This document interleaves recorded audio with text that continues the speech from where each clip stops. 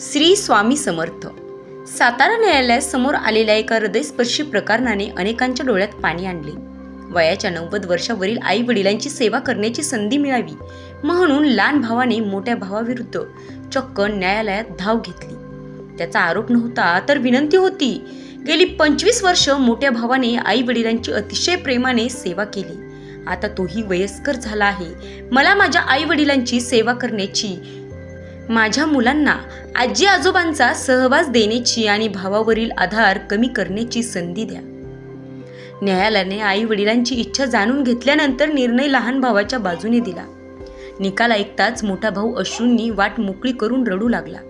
कारण त्याला आई वडिलांपासून दूर व्हावे लागणार होते.